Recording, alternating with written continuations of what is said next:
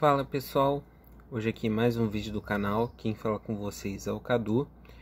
E hoje eu vou apresentar aqui no canal esse material aqui, que é Capitão América, A Flecha do Tempo, que é o quinto volume do Capitão América do Ed Brubaker na coleção da Marvel Deluxe. É um material em capa dura, o papel é o couché colorido, com 320 páginas, reunindo as edições de 43 a 50 de Capitã América e 600 e 601 de Capitã América também. Bom, pessoal, esse volume aqui, o protagonista não é o Steve Rogers. Na fase do Ed Brubaker, para quem não sabe, o Steve ele foi morto no terceiro volume, A Morte de um Sonho.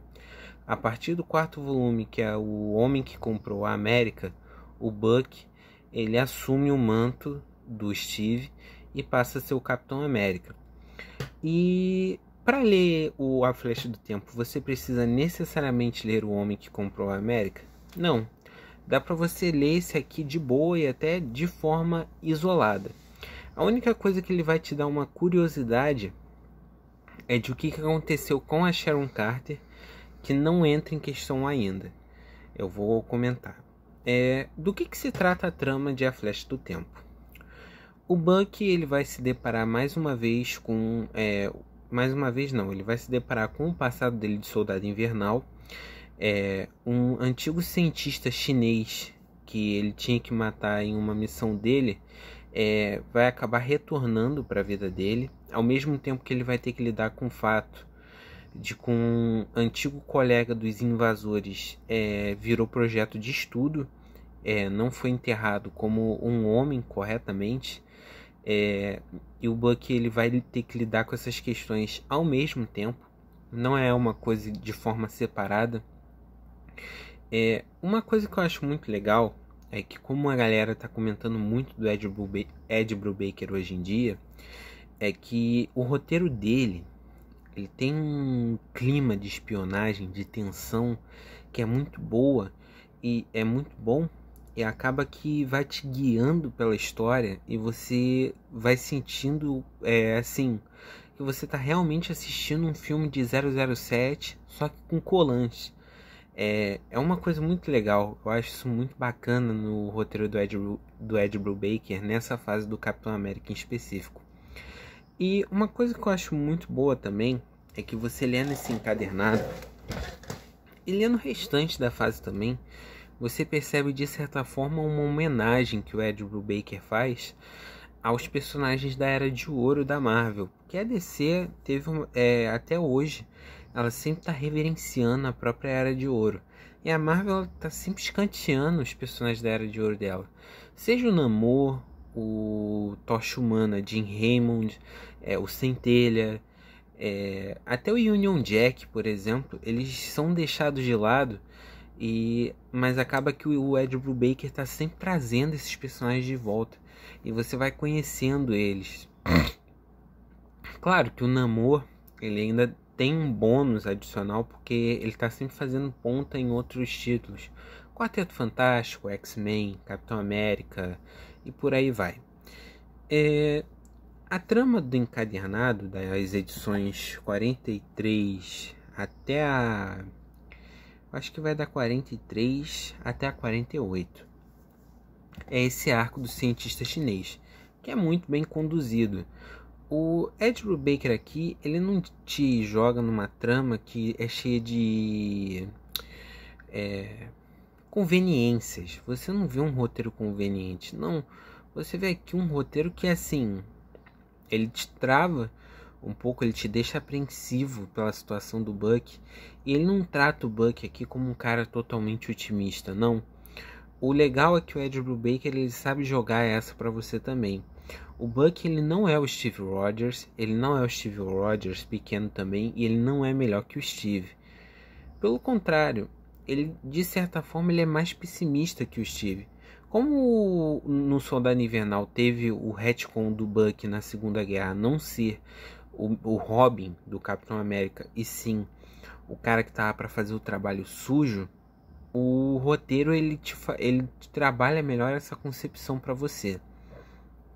Ao mesmo tempo em que aqui o Namor ele tem uma participação fundamental, né? Porque querendo ou não, por ser um colega dos invasores que foi usado como fonte de estudo, e esse colega era muito amigo do Namor também, tinha essa obrigação moral de incluir o personagem na trama.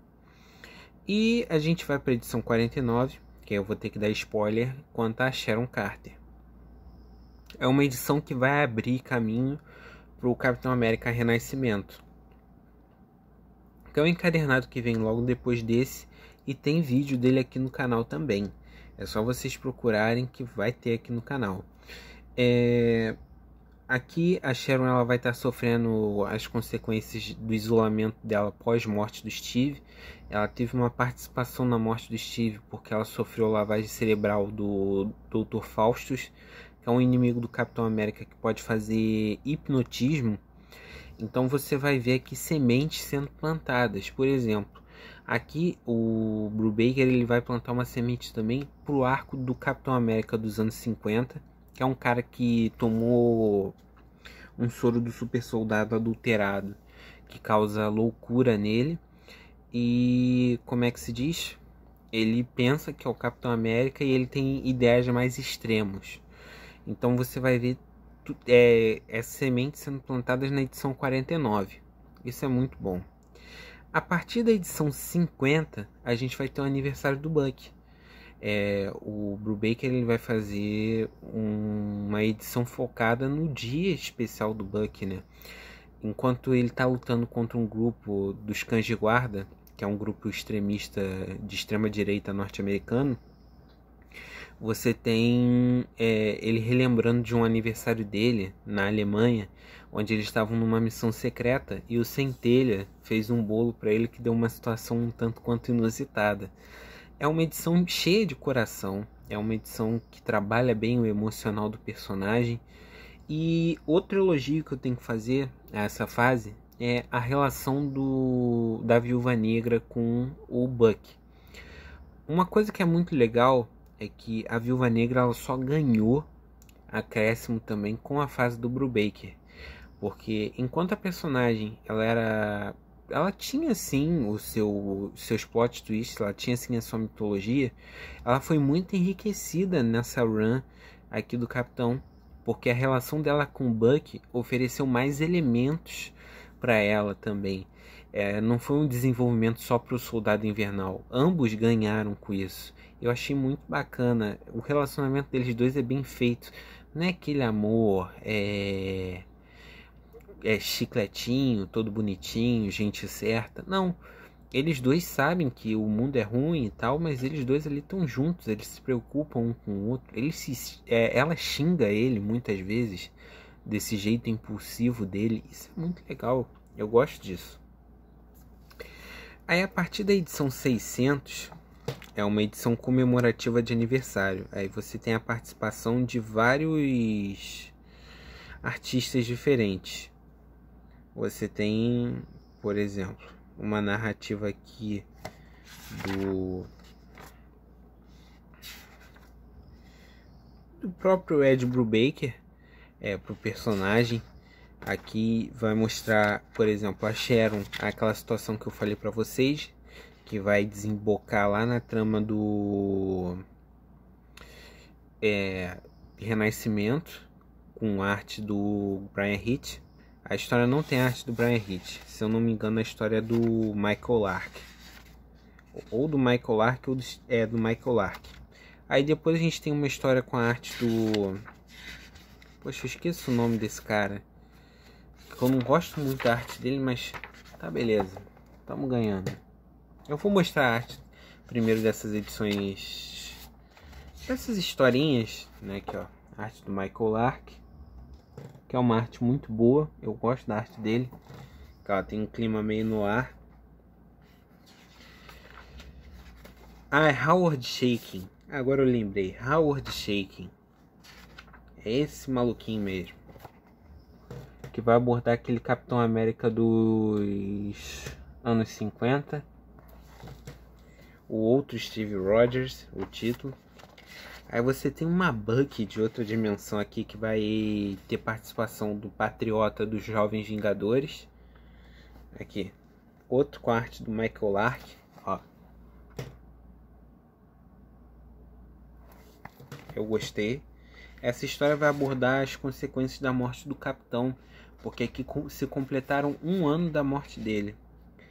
Depois vem uma história com o David Aja, que vai ser da Pecado com ossos cruzados na cadeia, após essa morte.